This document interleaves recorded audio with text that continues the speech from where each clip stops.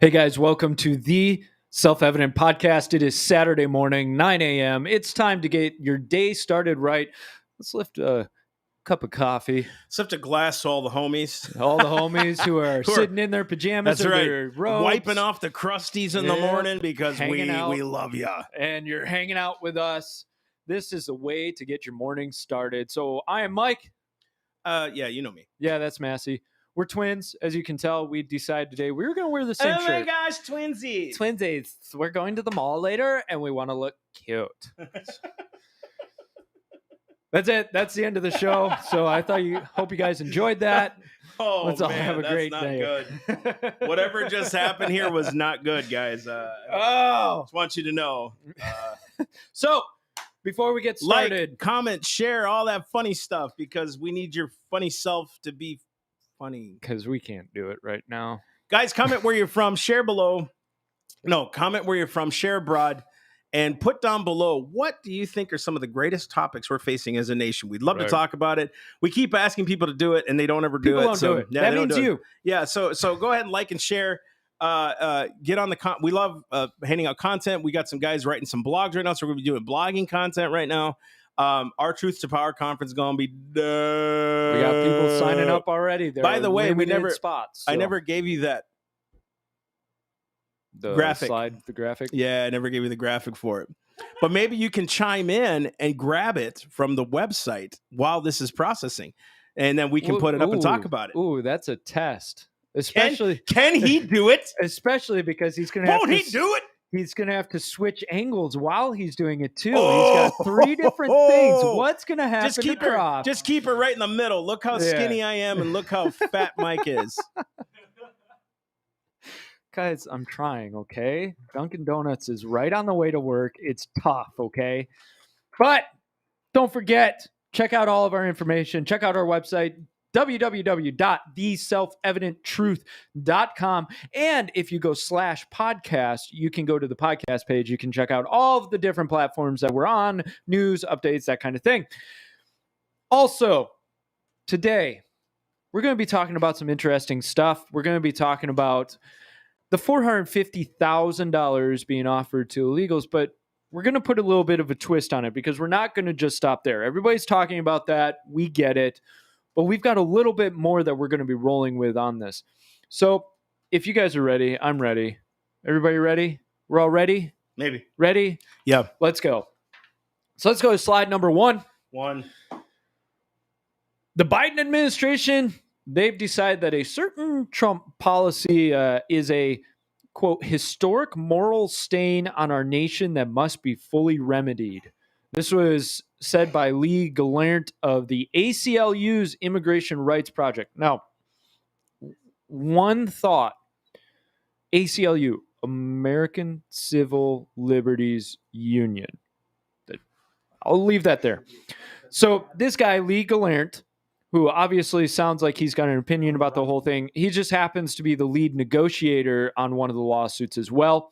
He also said that the remedy must include not only meaningful monetary compensation, but a pathway to remain in this country. Whoa. Hold on. So now you're not, easy, fella. Now you're not just arguing about money. You're arguing about a way to stay in the country.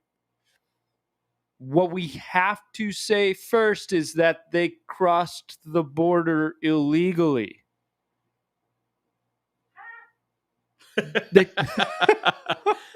They crossed illegally. Well, you know, and for some, I just got this message this morning, and I understand. I really do. I'm not downplaying this. When you have family who are under attack and all these other things that come across, we do everything we can. But that doesn't, just because something, this is very hard to say, but it's the truth. At what point do we do things legally and lawfully? So we're breaking the law because others are breaking the law? Right. You feel what I'm saying? Like at some point we got to correct that, you know? Right. And that's it. We'll get into this more. So right now, what they're talking about is $450,000 per person plus being able to stay. So let's take a step back. What are they talking about? So during the Trump administration, there was a policy that was put in place to automatically separate children from the adults that they were with until the identification of the parents could be established. Now, why was this? If you ask the Biden administration, you ask the Democrats, what they're saying is, well, because Trump's evil and wanted to torture kids. The real reason is because kids are trafficked, and kids are with people that they're not supposed to be with. They're sold into slavery. They're taken from their families, or they're in dangerous situations where they can easily be taken advantage of. What's worse, a lot of these kids are sent by their parents without their parents to make it to America. So these kids are traveling on their own. They're put in the hands of a coyote. The coyote does whatever he wants to do. It was a safety measure to help protect these kids of being disappeared into America. Yeah. But now we're looking at it as the most horrible situation ever, because all they're telling you is they're trying to separate families. They're trying to make it worse for them. They're torturing these kids. A lot of these kids, to make it to America or come after their parents, have already arrived, so that way they can take advantage of chain immigration, DACA, other programs. So this program to separate children from adults until confirmation, it's obviously insulted everyone so much that the lawsuits are in the courts from illegal immigrants. Okay, the illegal immigrants are bringing the lawsuits, and it's being supported by the ACLU, America. The ACLU. So the demand in each lawsuit amounts to about $3.4 million per family. That's what these illegal immigrants are saying they need because of physical and mental trauma. The settlement offered from the government offers about $450,000 per person and close to $1 million per family. So the ACLU has identified 5,500 children affected, which they've said, again, they said caused physical and mental trauma, right? 940 claims have been filed by families. The cost is estimated to be about $1 billion. So with numbers being thrown around, that's kind of a drop in the bucket, right? Yep. But $1 billion is being offered up to immigrant families. I think the and we're going to get a lot of emotional, and sorry guys, I was trying to work out a conference thing with Croft here, our producer. But you may have hit this a little bit because I'm coming in and out. But hear me out on this. You may have hit the emotional side of what is happening, but most people will say, "But look, you don't understand. You don't understand that it's emotional. Like we're going to have emotional arguments, and that even the right's going to come out and say, well, our veterans aren't even taken care of like that," and which is true. There's no question. Those guys gave their lives for us. They've given their life, all that stuff. The real question should be asked: is this even constitutional? Is this something within? If you guys notice, I posted this thing probably a couple weeks ago on Jen Psaki, President Biden, Nancy Pelosi. They all said, we don't have the authority to mandatorily vaccinate people. We don't have the authority to mandate mask wearing. Fauci said it would be wrong for the government to do that because it's just not what they do. We can't force people to do things.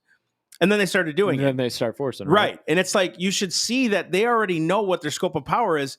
We've just allowed it. And most people are going to ask, what do we do about it?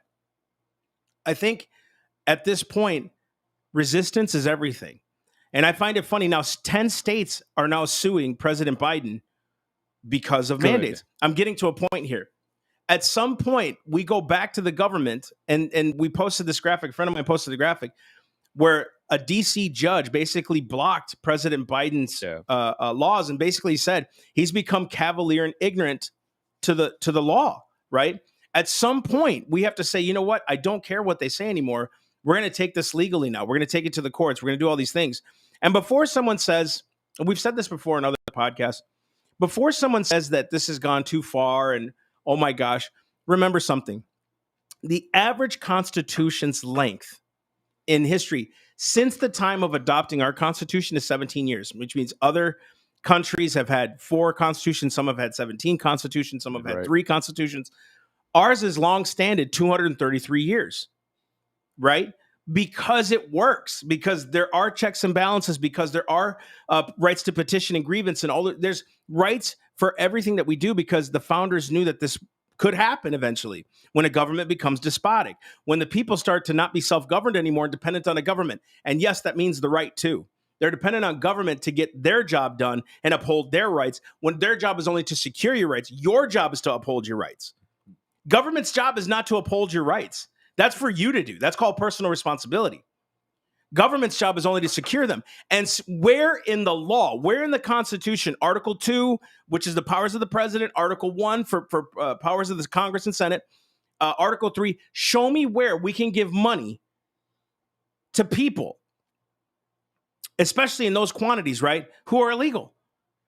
Well, and that's something that we're going to get into, is this giving the money to them. But so first, now you may think, and this is a question that's coming up because there's one side that's saying they get constitutional rights, they don't. So we're going to go through this just a little bit, and not necessarily that we give the down and out answer, but we're going to cover a couple of these options. So you may think, do illegals receive constitutional rights? You have a couple of arguments. The first is no. Citizens of other nations do not receive constitutional rights because they're not under the jurisdiction of the nation. Another argues that yes, they do, because all people deserve due process as stated in the 14th Amendment. And since they're in the land, they get those rights. Now, let's go back to this idea of citizenship.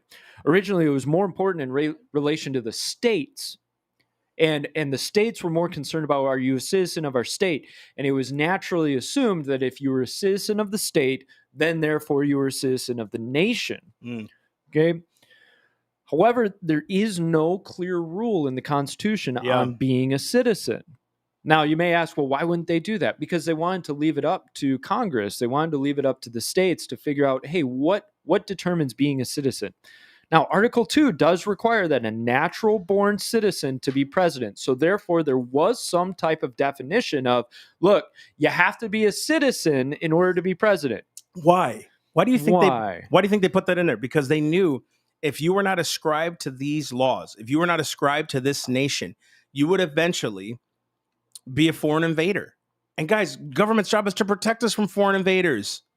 Foreign invaders. I'm going to say something. Can I say something? Yeah, go for it.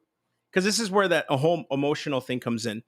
And the problem is people justify sin now because we've allowed it as a body, as a church, right? We've in a lot of ways allowed the argument to God understands me, therefore I sin. God understands this is why I do this. God understands that's why divorce is huge right now. That's why adultery is huge right now. That's why suicides are huge right now, because God just understands me and he understands my hurts and he understands all those things. And again, I'm gonna go back and hit this a little bit. Can you tell me if their countries, like, because I've heard this argument, the countries are attacking them, that's why they're coming here. There is such a thing as asylum, and I understand that, right? And there's a process to get them to become citizens and all those things. But what's happening down at the border now, what was it, some 30, 40,000 people were marching? Like that, yeah. If your government was truly after you to kill you, do you think they would let you march in a caravan of 40,000 people? Come, just use your head. Right. This isn't emotional. Look at this principally. Look, just read Sun Tzu's Art of War. Read things like that. Do your history. Read about Trojan horses. Why can't we see that governments conspire all the time, bro? They do. They conspired with Judas to kill Jesus. There was conspiracies. They conspired. Conspiracy theories are different. There are conspiracies to attack you, to attack your rights, to attack what God gave us as a nation, to not have border walls anymore, to all these things. Why? Why would they do that? And to go along that line of question this, asylum means you go to the first country that can house you, that you'll be safe in. Now, safe can be a relative term, but if you're going from Honduras into Mexico, the Honduran government, you have distance from the Honduran government and what's going on in Honduras. Now, you may say, well, the cartels, those are in certain areas. There are other areas that are safer. But to automatically assume that America is the most safe place for them to go, well, what about Chicago? What about LA? Where there's hundreds of murders happening every year, thousands of murders happening every year. Crime is out of control in a lot of big cities. So is America super safe? Is it not? Like, what's our definition of safe? No, it's the Yeah. nearest country to get you out of the immediate danger that you're in. And we're sugar daddies. They're saying that their country's bad. Our country, according to the liberal, is terrible. But come on in. Yeah, we come hate with the racists. We hate foreigners. Our cops just slaughter blacks at the rate of ungodliness, right? White people just have the advantage. Women aren't paid as much. But hey, you should come to our country because we love you. Right. This is ridiculous, dude. We're safe. We'll take care of you, but don't mind all the racists and the KKK people. Dude, that's good. Andrew, thank you for that. Andrew Corlar just commented. He said, not trusting the government doesn't make you a conspiracy theorist. It makes you a history buff. Right. Yes. That's absolutely true. It's hard to trust governments, especially when there's 535 of them and a president and they all coexist together. Right. That's dangerous stuff. Now, here's where you can kind of set your standard of, is it a conspiracy theory or is this plausible? Is how many people have to be in the know for something to get for something to succeed. And this is my argument when people bring up false flag for every single event that happens. I get tired of the whole everything's a false flag. Like I have one person I get what you're saying. You know, I've had one person who I was talking with, and every time something happened, whether a massacre or whatever, false flag, false flag, false flag. I said, are human beings evil? Well, yeah, of course. So couldn't a human being on their own initiative cause this? No, it'd be the government. What? Boy, that's a leap. That's an Olympic leap. I love you, dude. That's a gold medal winning leap right there. You're over the Grand Canyon. Go from people are evil to, but they don't commit massacres, only government. That's right. That's right. And everybody in the government's in on it. Everybody's keeping secrets. Nobody's coming out.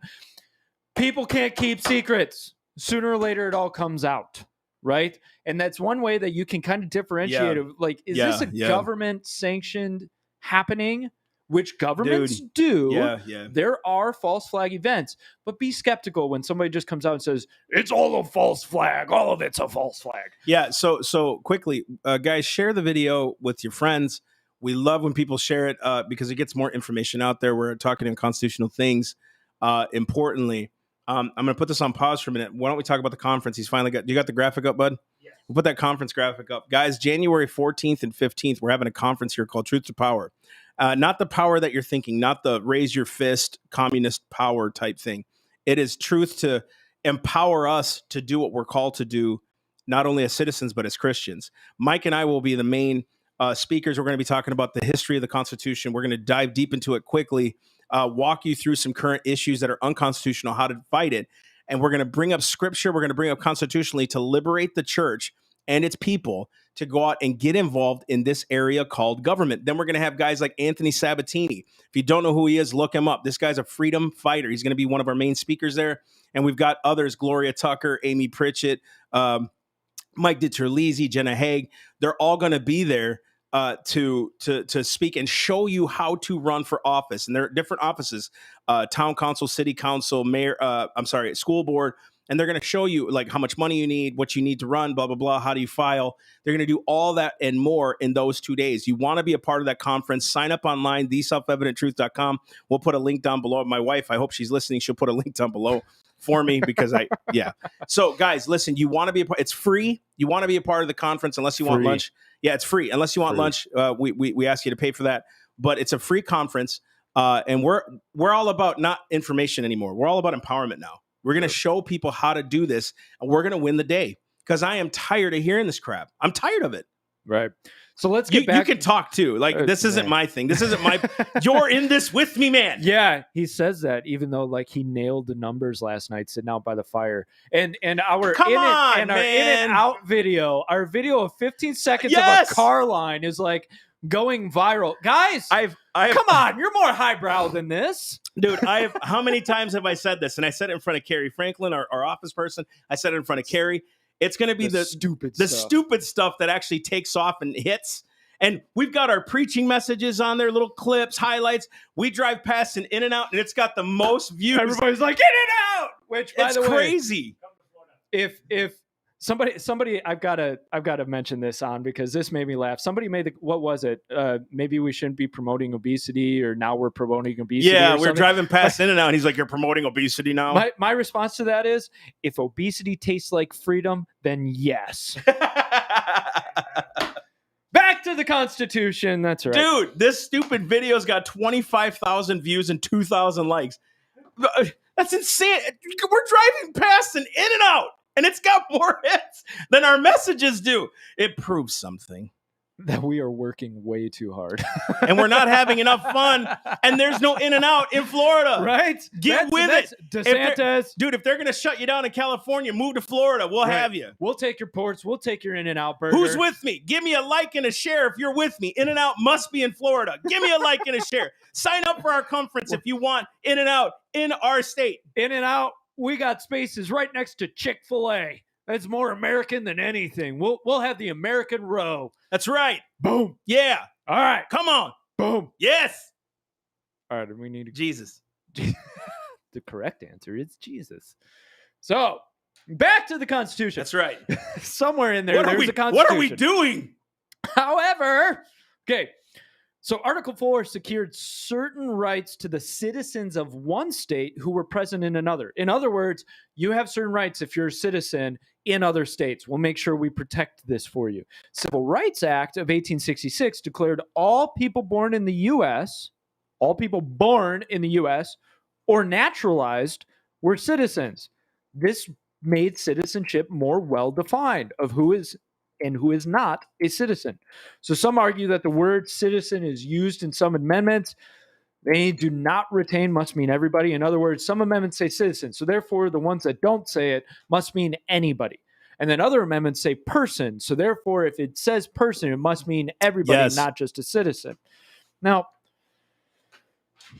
let's go to the 14th Amendment, slide 2. So this is what the 14th Amendment says.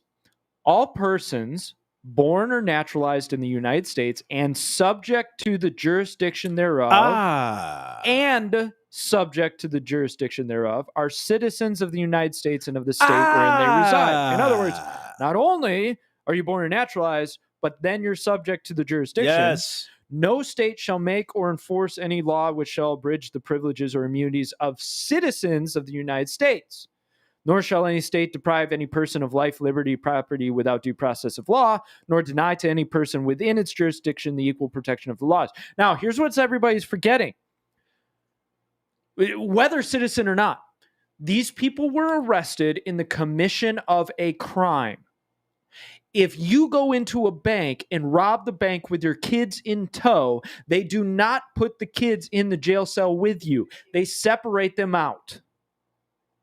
What we're forgetting is these people were arrested in the commission of a crime, just like the kids were. Now, you could argue they didn't know what they were doing, all of that. It doesn't matter. If your kid goes and robs a bank, they don't just hand the kid back to you and say, have a nice day. They process the kid.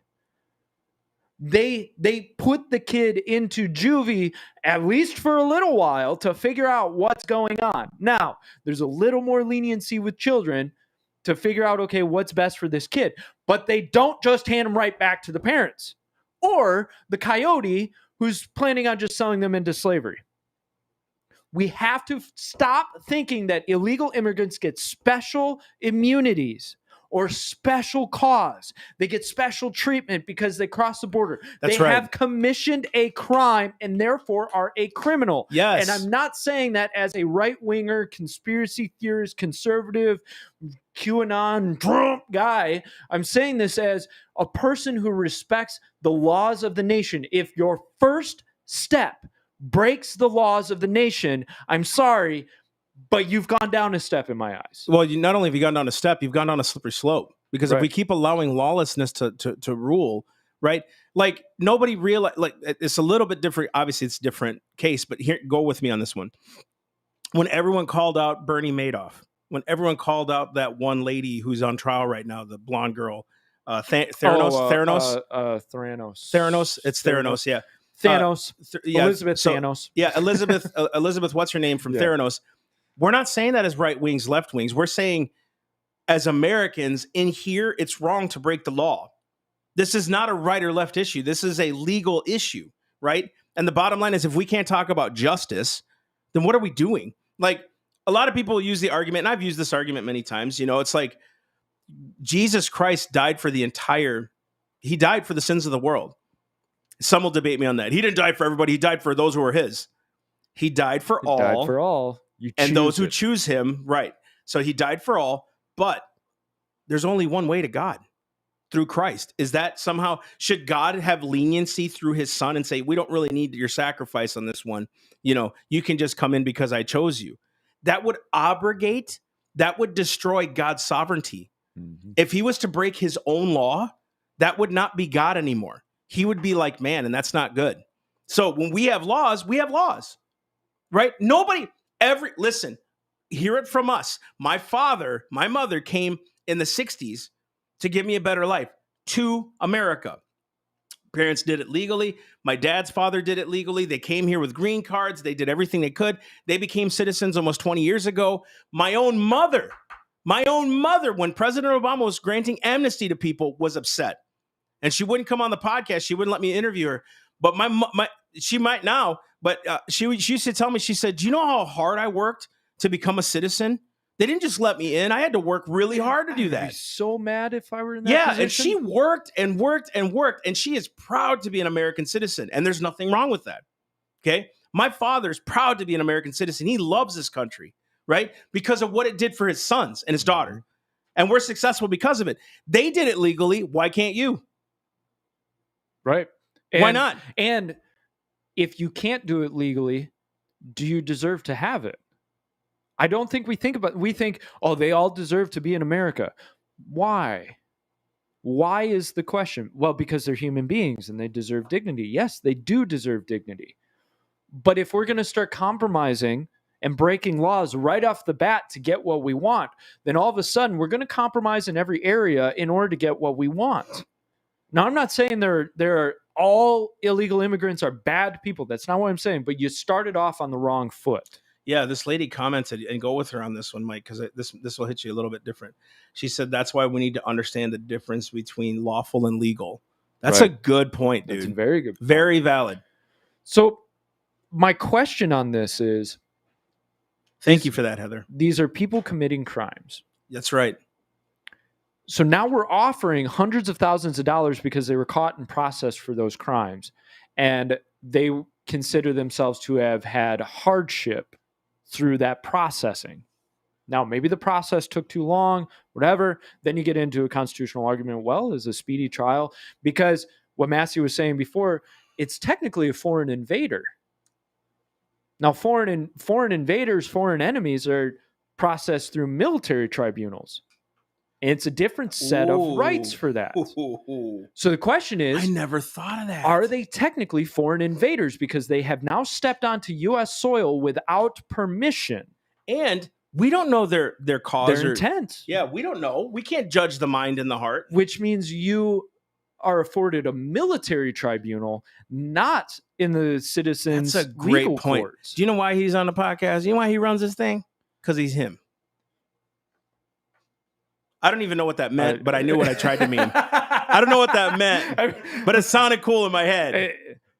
Let's go with it. Why not? So are we paying hundreds of thousands of dollars to people who have been held without a speedy trial for the January 6th stuff? Because they're considered insurrectionists. And so they're not being held for a speedy trial, but instead being held as an insurrectionist. That is so good, dude. I'm just asking questions. That is so good. I'm just asking questions. So let's get to slide number 3. You guys may be thinking, okay, where's the rub on this? Where are you guys going?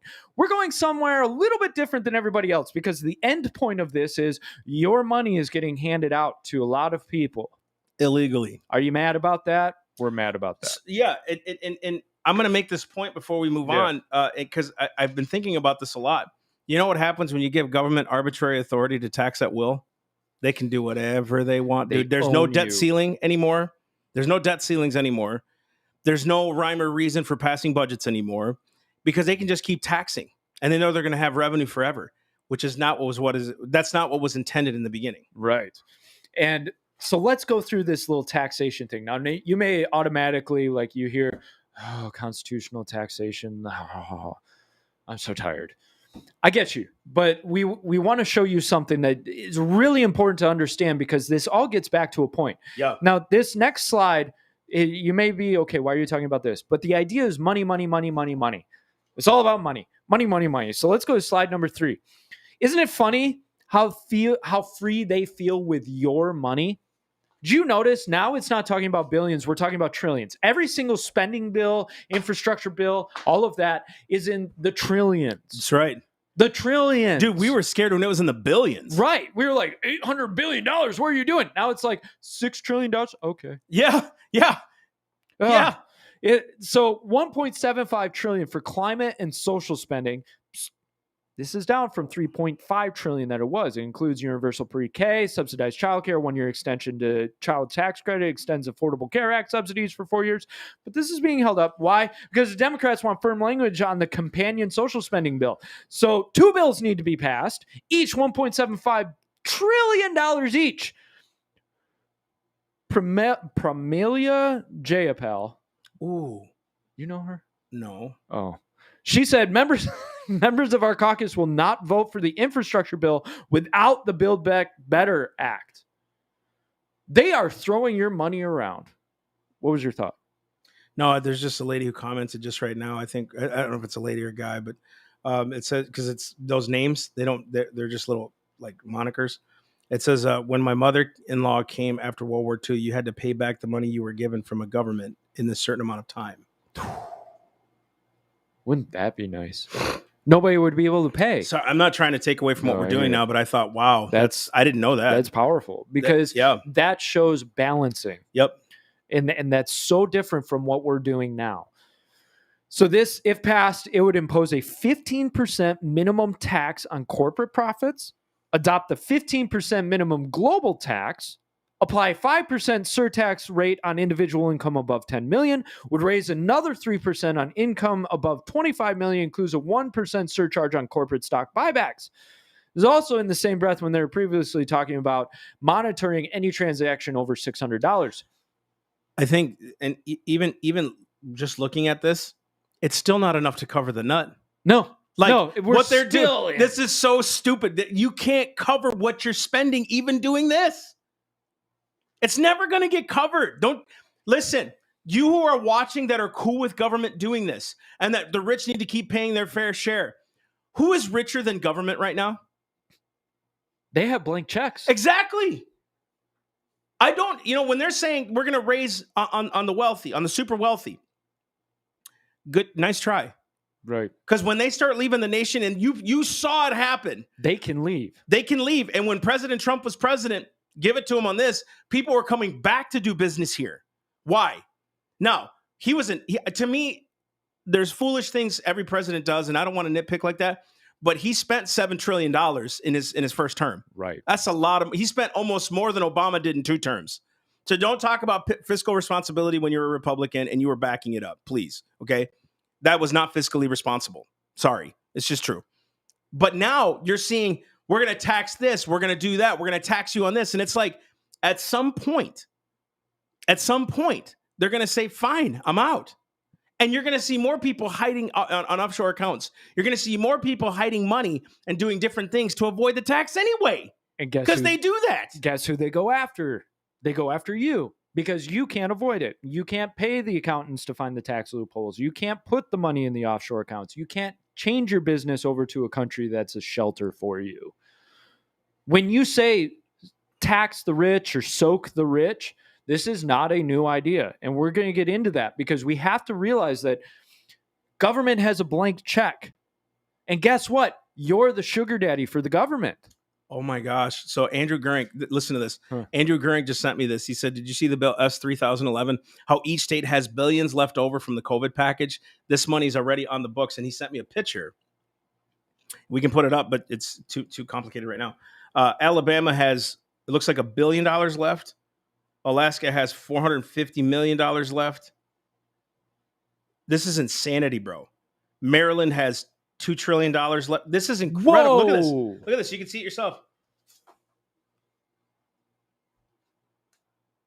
You see it? Oh my gosh. Dude, money everywhere. Should we? Well, you can't really see it. We'll shoot it to him and we'll put it up. Yeah. This is crazy. Be ready for it, Croft. So we'll get back to that because you need to know how much money is sitting, how much money has been handed out to states, how much money has been handed out to government that government's not even doing anything with. It's your money. We need Andrew to come on with a show with us, man. We got to be talking about this now. So taxation, this whole idea, you need to get your head around where did this start? Because a lot of us think, well, this has just been going on forever. This is just natural. How else will you have roads, right? That number one argument. How else will you have roads or police or fire? It's up. Okay. We'll start at the beginning. It's under conference graphic, bro. I'm in a moody mood. So you and me both. Now I'm mad. Right? So in order to pay for war debts, back before the Revolutionary War, when the colonies were still colonies of Britain, in order to pay for their war debts, especially from the French and Indian War, the British Parliament decided for the first time to tax the colonists directly. You hear that? The first time to tax the colonists directly. Until then, there had been no direct taxes. Well, how'd they get their money? Tariffs and excise taxes, which means taxes on products. When he's saying colonists, he's saying citizen. So we're right. They were British citizens still. This included the Stamp Act, which required basically every piece of paper to have a stamp. And guess what? The stamp funded the British government and helped pay back the debts. So this led to you've heard it, no taxation without representation movement. It grew into an independence movement. So even the Declaration of Independence stated the history of the present King of Great Britain is a history of repeated injuries and usurpations, all having in direct object the establishment of an absolute tyranny over these states. Now, further down it says, he has combined with others to subject us to a jurisdiction foreign to our Constitution and unacknowledged by our laws, giving his assent to their acts of pretended legislation, get this, for imposing taxes on us without our consent. Dude. First off, listen to what he said there. There's a good preaching point here. When I was with Institute on the Constitution, they hammered this down our throats. They did. Pretended. Which means the legislation was like an executive order. It was poof. There was no legislation. Legislation that is passed against the rights and the privileges of the citizen are not law. And we keep driving this point home. Do you know why you need to run for public office, you who are watching this? Because you understand it and they don't. Right. Did you guys know? I said the statistic last night. 48% of Congress right now doesn't even know three branches of government. They couldn't tell you all three branches of government. And they're in Congress, guys. And you've given them all authority, wisdom, and honor. You've decided that these people can do no wrong, even though you don't approve of them. Most of our listeners, I don't think, afford them that. But America as a whole, we say, oh, I don't approve of what Congress is doing. Yet we don't kick these people out because for some reason we've got it in their mind that they're the authorities and we have to just submit to them, follow everything they say. That's the godly way. And that's why you need to come to the conference. Right. Because we'll teach you, you don't have to follow ungodly pretended legislation. And we'll show you scriptural, we'll go through that. We'll show you scriptural reasons. And one of the biggest problems we're seeing from the American church, and I'm talking about the American church, this isn't a cap. I'm saying this is an issue, right? They use scripture to justify governments as monarchies. The scriptures were written during the times of monarchies. We are not a monarchy, folks. We are a republic. So the supreme authority, law of the land, is the Constitution, but the authority of power is in the people. That's why self-government should be preached more and more and more, that we need to understand it, know it, teach it, preach it, all that stuff. We need to be self-governed ourselves. So that then you can follow the Constitution. And where you think it needs to be amended, there are processes to amend the Constitution. If you say, well, that just can't happen, that's too hard. If you take our Constitution course, we will show you how one man added an entire amendment to the Constitution. You can go ahead and plug that. Our what now? Our Constitution course, which took hours and is still taking hours for you. So if you want to, for a very small nominal fee, purchase my blood, sweat, and tears and Massey's blood, sweat, and tears and self-evidence sacrifice, blood, sweat, and tears, go ahead and just shell out a couple of dollars. So learn yourself some you can, Constitution. You can pre-order it along with our Government versus God. You can pre-order the Constitution course coming out in January. We're excited about it. Again, how you're hearing us talk is how we do it. I mean, it's pretty simple, straightforward stuff. We're not boring. Obviously, my wife calls it snooze fest. We're not a snooze fest. It was great when she said it. And here's one thing, one more thing about the Constitution course, and we'll get back into this. It's not a course that runs you line by line through the Constitution itself and tells you, well, this means this and this means.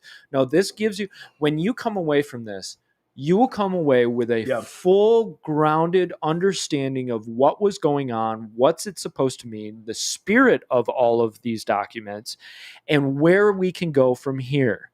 It's the background. It fills in all of the gaps for you so that then you understand what was trying to be said line by line by line.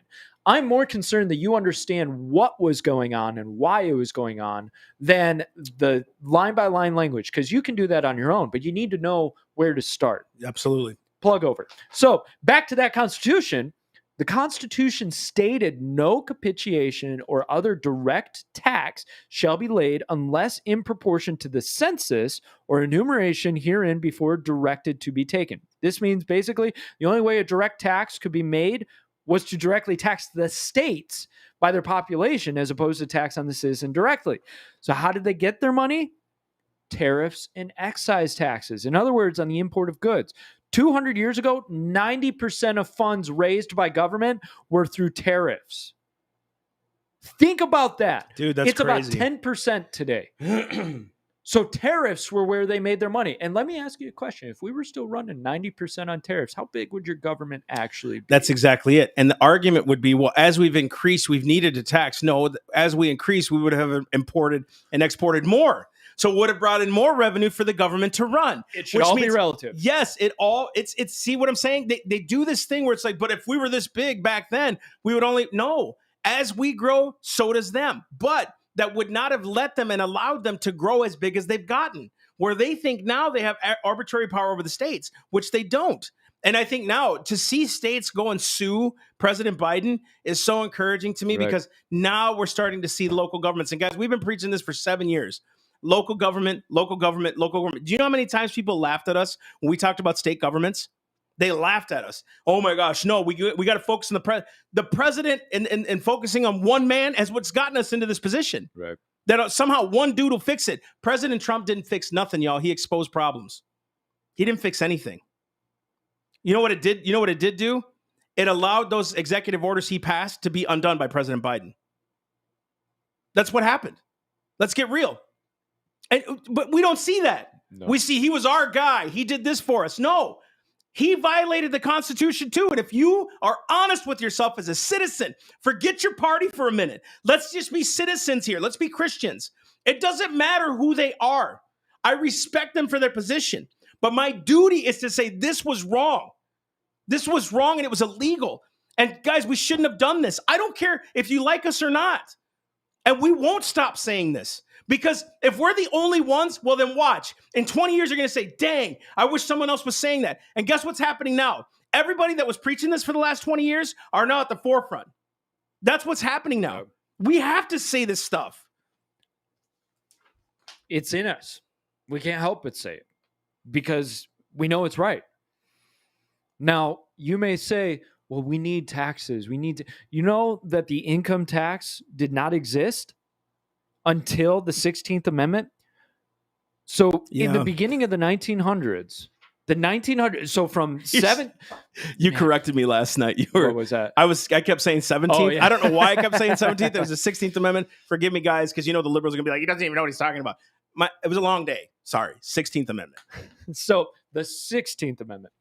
So beginning of the 1900s, there was this new, hear it, soak the rich movement that started. Interesting, huh? And Democrats attempted bills to tax the rich.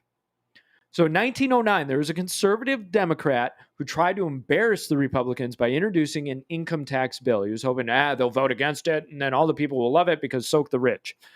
There were actually a number of Republicans who accepted the bill, and this sent the Republican leadership into chaos. They said, we're divided. This thing is causing us chaos.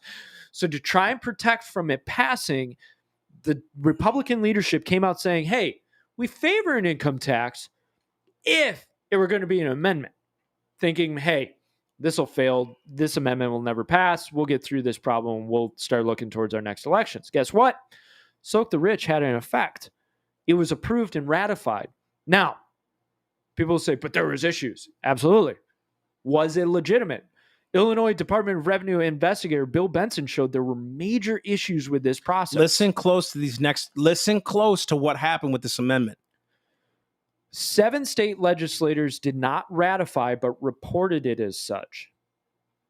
2 did not ratify, but reported it as ratified to the Secretary of State. 6 failed to have the governor signed as was required by their constitutions. Now, 13 states were required to disapprove ratification in order for it to fail. 14 had substantive ratification issues. 22 states approved it with changes in syntax, which is a very dangerous thing to do because all of these are supposed to be written word for word as clear as possible as to the meaning. 1 approved with spelling variations, and 26 or more approved it with changes in punctuation, which, if you've ever seen those memes, a comma can do a lot of damage. Sure can. Now, so 16th Amendment passes, which the problem is it's in direct contradiction to the Constitution, yet it doesn't nullify any passages of the Constitution. So the question is, can it actually be amendment? Article 1, Section 2, Clause 3 states, representatives and direct taxes shall be apportioned among the several states which may be included within this union according to their respective number. That gets back to the population thing. So when tariffs were the primary source of funding, each tax bill was apportioned to the states, meaning the tax bill was divided between the people by population numbers. The state would raise the revenue and then pay the proceeds to DC. Why? Because then the state could say, we're not paying you for that. The state had some power to say, I'm not paying that.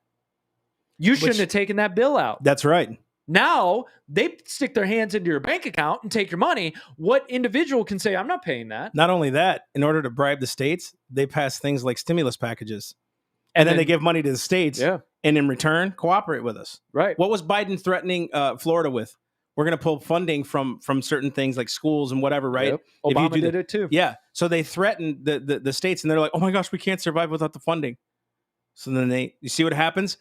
This is why Exodus 18 was real when he said, men who hate covetousness. Choose men who love the law and hate covetousness.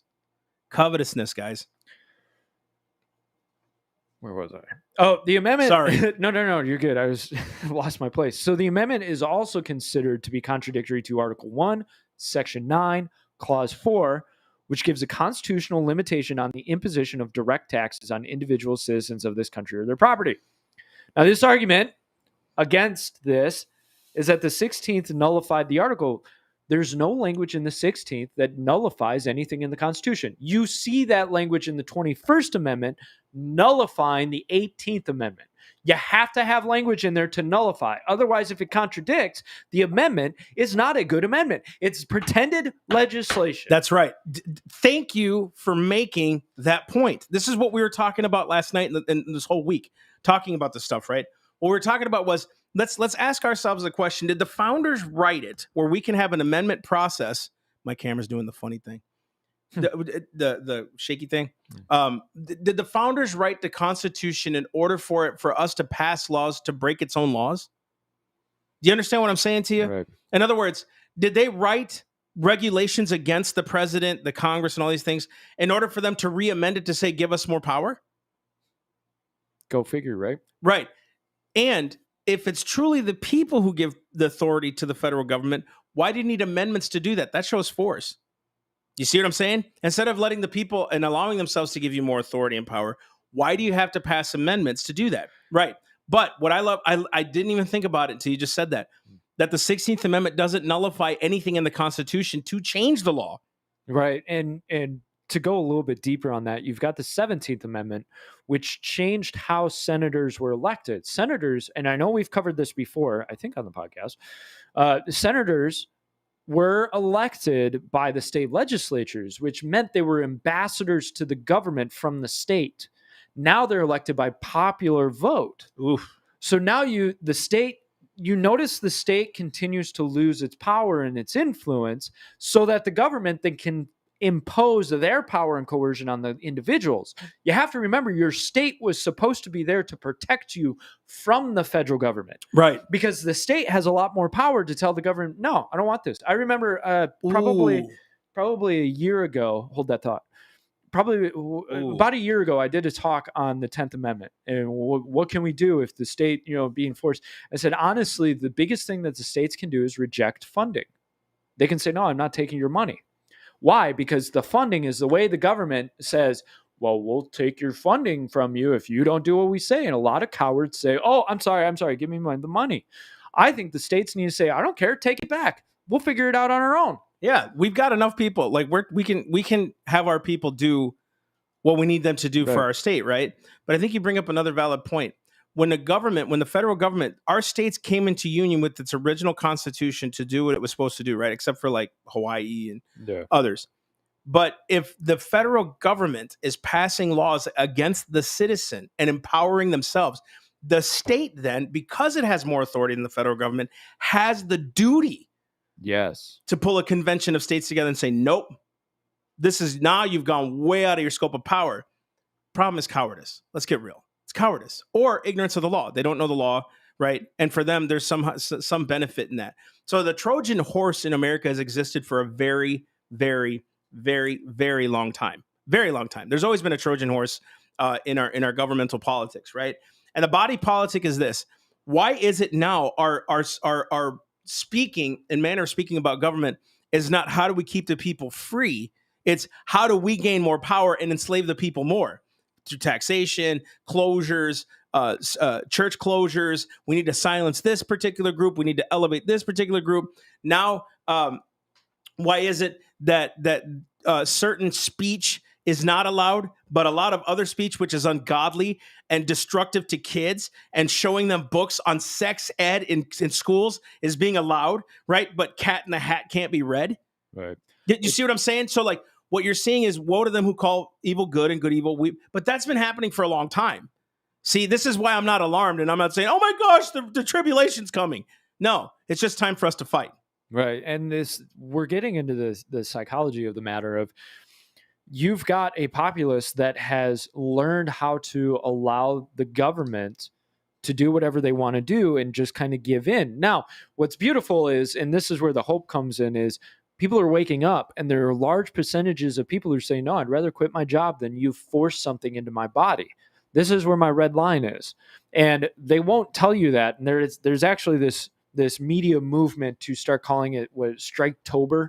And the whole idea is they're going to try and commandeer this striking idea and twist it so that it makes it look like it's a liberal, organized Democrat thing. But notice they don't tend to report on the high percentages of police officers that are leaving, nurses that are leaving, firefighters that are leaving, airline employees that are leaving. There are massive groups of people who are saying, no, I'm not willing to submit to this because this isn't right. And why we say that is you're not alone. Yeah. I think a lot of times we think I'm alone. Nobody else feels it. If I go out and say this, nobody else That's what they want you to agree. feel. They want you to feel alone. They want you to feel crazy. And you think, well, I'm not buying into it. They push it so often, and it comes from all the people in the government and the media and entertainment and all of that you can't help but start to think, am I crazy? Yeah. Am I insane on this? I must be off. Yeah. Your freedom, your liberty was supposed to be the most important part of this whole experiment, this whole nation experiment. And the central government, it was said over and over, even from the Federalists, that few and well-defined powers were given to the central government. Because what they figured was, look, we need to have some type of central government to run this show. Otherwise, it'll all just pull apart and fall apart, which tended to be the case in history.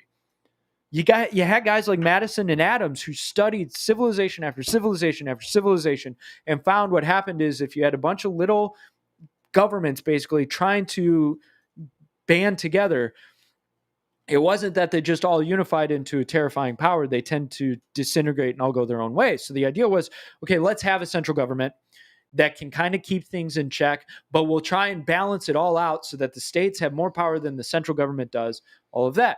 we've bought into the idea that the central government is the most powerful force on earth, and they are righteous. We see them as righteous, and we see them as all powerful. Because when Biden comes out and says, we're going to have a vaccine mandate because it's a plague of the unvaccinated, there are plenty of people who say, yeah, it is. Yeah. Must be. So there's a lot to this, which we always try to end with hope in the gospel and Christ and all those things. First off, there's a lot of things to be said right now about how evil and oppressive government can be and how they kind of make you feel inferior. The only reason that you feel inferior when a government speaks is because you don't have the knowledge to defend yourself. Truth never feels ashamed in the presence of lies. It makes lies feel ashamed. Yeah. So, God, put that on a meme. I never heard that before. Put that on a meme. Put it on a shirt, right? But number one, if Jesus Christ no longer condemns you and he sees you as a son or daughter, listen closely. If he sees you under the blood of Jesus, there's therefore now no condemnation to those that are in Christ Jesus who walk not after the flesh, but after the Spirit, right? If that's truly true, you should never, ever, ever let an outside force who is not Christ condemn you, make you feel shame, make you feel these things. This is why we need to get together and start talking to one another and show everybody we're not alone, folks. We're not alone. We're not alone in this fight. This fight is a fight because they want to fight against you. The problem is they want you to fight against each other. If you notice that the fight is not against government really a lot, it's against certain particular groups. So it's the vaxxers and anti-vaxxers. Who does that? Media. It's the blacks versus the whites. Who does that? Media.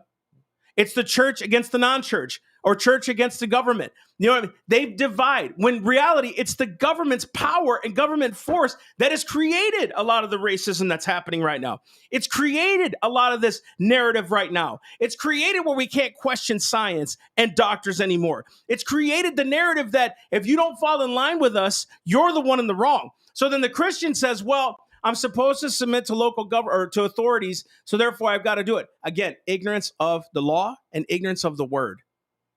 Because you don't know. Listen, I find it hilarious that people will tell you to submit to a government that is oppressive in the nation that left a government because it was oppressive. Use your mind for a minute. Just stop and think. If you read the Declaration of Independence, we talk about this a lot. If you read the Declaration, it will give you every single reason with God's help as to why we need to get rid of tyrannical governments. That's the hope. The hope is you're right in standing against tyranny. You're right when you call out a government. You're right when you're saying that they're overstepping their bounds. Again, you're not the rebellious one. They are. You're not the one being rebellious. They're the ones being rebellious against your God. Therefore, it's your duty to stand and have hope and watch God move. Listen, he will not move unless it's impossible. God won't move unless it's impossible. And someone please show me any biblical character, right? We've talked about this a lot. Any scenario in scripture where it was possible to do something. Most every single story in there is about impossibilities. And Jesus did it too. Healing people, 5,000 people being fed, which was 20,000, including women and children and all that stuff, right? How was it that they could do those things? And here we are. Well, geez, I struggle with pornography. No, these guys were talking about kingdoms and feeding thousands and all these things. Listen, if you truly believe you're God, things will change. It has to. That's why when revivals broke out, Azusa, Brownsville, all those things, that's why crime started stopping. Was because when the Spirit of God came, crime couldn't persist in the light. Men were repenting, women were repenting of their sins because sin cannot abide in the light. So if you're truly believing you're God and you're in the light, sin can't abide around you and it will change. It has to bow the knee before God. Baal had to bow its knee before God. Do you know what I mean? This is the hope. Stand for your Lord. Stand for the people around you. He's commissioning us to do that. Preach the gospel. Trust your Jesus. But when you're Jesus, when you truly trust Jesus, he's going to let you and make you almost affect the world around you.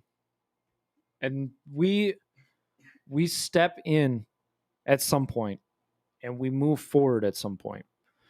And it takes that step. It takes that movement forward. It takes that accepting. And I was teaching a class the other day, and I said, one of the things, and Massey and I have talked about this, one of the things that really drives me nuts, and I really struggled with a long time, is you can't do anything Jesus has to do it all. It's all Lord. You can't do anything. And when I was younger, it was like, okay, so I sit on the couch and then God will do it all. Like that doesn't seem right. But but if I try to do anything, then I'm doing it in my own power. I'm not working in faith. No, maybe this will help clear it up for somebody. When you're stepping in faith, you still have to step. Immediately, I'm reminded of Gideon. The Lord comes to him and says, "You're a mighty warrior. You can do this." That's right. The Lord didn't say, "Stay here, Gideon, in the cave, under the wine press. I'll go. Yeah. I'll do it, and then I'll come back and give you the credit." Right. He says, "No, I'm going to send you out." So Gideon had to make that step outwards and go actually do it. I think we get it stuck in our head that I just can't. God's going to do it. God's in control. I'm going to stay here. You have to understand that if the Lord's calling you to something, you have to actually make that step, because Bingo. that's actually a step of faith. Abraham couldn't get to the promised land without making his step. That's right. The land that was promised to him, I'm going to bring you to your own place. Yeah. But guess what? You have to leave everything right. behind and start making your steps But again, forward. that goes to every story in Scripture talking about impossible situations. Right. Noah had to build the boat in order for God to show him who he truly was in justice. Right. He didn't give God a pontoon, or God didn't give Noah a pontoon and say, "All right, sit on this." Right. Or David, like being a man of war, but also a man of the Psalms, right? Eventually, he had to pick up his own harp. Eventually, he had to pick up a sword. Eventually, he had to be the man that God had called him to be. Your step is faith. That's right. And so, again, I fail to see in Scripture where God always did something and told men to do something that was already possible.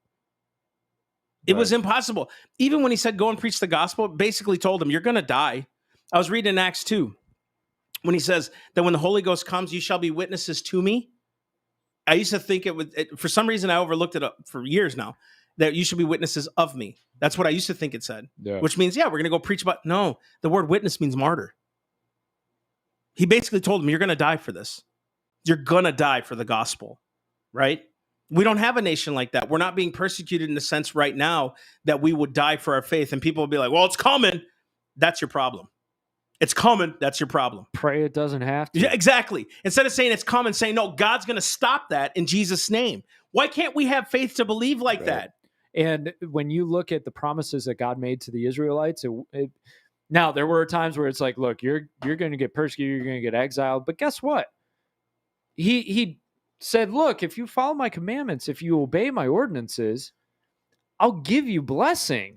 You'll be the head and not the tail, right? Yeah, you'll be blessed in the city, blessed in the field. Your storehouse will be blessed. I mean, come on, dude. So we tend to get stuck in our head that, well, the gospel can only spread through persecution. That's such a backwards way of thinking. Let's instead seek the Lord and seek the goodness of the Lord. Now, it doesn't mean persecution won't happen, but we're not in a position of persecution. Yeah. People will say, "Oh, well, we are getting persecuted." Man, we're getting teased. We're getting tickled right now. This isn't persecution. Matter of fact, it doesn't have to get there. Exactly. Andrew Kolar just said, "Massey, when will people realize that mandates are not laws? 19 states are suing Biden over the vax mandate." And I want you to answer that too. To me, Andrew, it's really when we get educated. The more, and this is what sucks about. I speak at a lot of groups, right? But when they become echo chambers is when it starts to go bad. So here's a good example. The Tea Party was great when it first started, but then it became an echo chamber for the right, not an echo chamber for what it originally started with. Right. It started to support things, started to kind of compromise the message a little bit because it was taxed enough already. But when the taxes went up, all these other things. So, and I'm not speaking against the Tea Party. I'm saying this is what happens when things become echo chambers and you start to hear talking points from other people instead of knowing the law for yourself, right? Because now when mandates come out and all those other things, most people, a good example, 450,000 to refugees and to illegal immigrants, right? Yeah. I heard the right away. Well, our veterans aren't taken care of. So in other words, we're not arguing the constitutionality of what they did. We're arguing by emotion. That's the wrong. When you realize that mandates are not law, that Congress, according to Article 1, Section 1, we will beat this drum until we die. And this is why people are like, man, I've heard this message before. Then believe it. Because Article 1, Section 1, the first thing it says, all legislative authority here and granted shall be vested in the Congress of the United States. No, the CDC can't make law. The president can't make law. The judicial branch can't make law. Congress does. Anyone outside of that trying to mandate on the citizen is not law. Therefore, I have a duty to disobey it because it's pretended legislation. Plain and simple. And that's where we've got to get Education. our mindset. We've got to get education. We've got to get our mindset on that of, wait a second. I don't have to work in these parameters. I can work outside these parameters. I don't have to work in these boundaries that they're telling me I have to. If the government comes out and says, we're going to mandate vaccines on a federal level, let alone the whole state level thing, I can argue with the whole Jacobson case. That one gets me blow too. that one out of the water. But let alone people say, well, Jacobson, it mandated vaccines for a state. I have my own problems with that, but that was state. That was not federal. Now you have federal government where a president is making an executive order to a bureaucratic office to make a regulation, to enforce a vet mandate, to give fines if you don't follow the mandate of the bureaucratic office who's under the authority of the executive of the president who made the executive order. You know what all of this is? Not Congress. That's right. It's not Congress. It's not congressional law. And guys, even William Blackstone, John Locke, they all said it. Any law that is against God's law is not law. So you can mandate vaccines all you want. And I don't need a religious, listen closely again. I'll say it again. We'll say it for the people in the back. You don't need a religious exemption to refuse a vaccination. Right. That's playing by their game. Yeah, dude. And listen to that even argument. We need to provide a religious exemption to stop vaccinations. You're now letting the government determine what's religious. That's against the First Amendment, right? So again, we got to start knowing our law here. And just a thought on the whole religious exemption. You know what that means? I need an exemption from a law, which now I understand you take the courses you can. Keep doing it, dude. Keep going. If you're going to say we need religious exemptions, what you're actually saying is this law is justified and verified and this law is great. So I need an exemption from that. You're playing by their rules because what you're saying is I respect and honor the law. Which it's not, but can you please give me an exemption because, well, my religion. Now all of a sudden they've become the decision makers for it and they've determined whether or not your religious exemption is verified or not. No. It should never get to that. You don't touch my religious exercise. That's First Amendment. But the other part of it is, I don't respect that law because it's not law. Dude, it's a mandate. Yeah. It's pretended legislation. That's exactly so I don't respect it. I don't care about my religious exemption because I'm not going to follow that because that's not an actual law. Think about this. Listen close. Tune in, all of you who are on still right now, because I know we went over time. Listen closely. Just listen closely. They pass a law, then tell you need something to be exempt from it. So now, if you don't have that exemption but you don't obey it, it's breaking the law. But because you have an exemption, you are not obeying the law. Same thing, but they allowed you to break their own law. That's just think about the manipulation and the, what would you call that? What do you call those kind of people? Narcissists. Think of the narcissistic view of government right now. Telling you, well, we'll pass this law, but you need to prove to us so you can break that law. Because if you didn't have the exemption, if you broke the law, you're penalized. But we'll let you break the law because guess what? We're God. You know what that reminds me of is, and people have such a problem with this, is the indulgences from the Catholic Church. When you could pay for your sins, I'm gonna have one. I was thinking that too. I'm gonna be out at the tavern all weekend. So here's some money, Catholic Church. We absolve you, we forgive you. It's the same idea. We can go down this line 100 times. Anyways, but so that being said, be a partner. Self-Evident Truth needs your help. So go to theselfevidenttruth.com. You guys can become a torchbearer. Get yourself a nice, cool shirt when you become a torchbearer, because I instituted it. I give you permission. Right? Please. Give us funding so that we can keep yelling into microphones. That's right. And going out there and seeking and saving that which is lost, number one, because the gospel needs to be preached. Second, educating the masses because discipleship is needed in scripture and in law. Third, because we want to minister to people and set them free by the blood of Jesus. There's no bondage that Jesus cannot set us free from. And so we're really excited about talking about the Holy Spirit, what he does, and all those things. Our conferences are coming up. Be a part of those January 14th and 15th. There's a link down below. Also, guys, become a torchbearer. We need partners. We need partners for you guys to partner with us. Not because we need it, but it's like we need to get out there more. And the more we can do, the better. Right. So, and God's really moving and opening doors right now. We got some dear friends that are helping us out achieve where we need to go and those kind of things. God's really blessed us. And so be a part of that. Go to theselfevidenttruth.com. Again, there's so much on there. Get on our courses. You guys want to know more? Our courses teach this stuff. A lot of people ask me that, how do I know what you know? Get a course. Get a course. It's easy, right? So we love you guys. Thank you again. Share this video with your friends. Thank you for commenting. Let us know below what you guys want us to talk about. We'll do that. So God bless you guys. We love you. We'll see you soon All right. next week. Love you guys.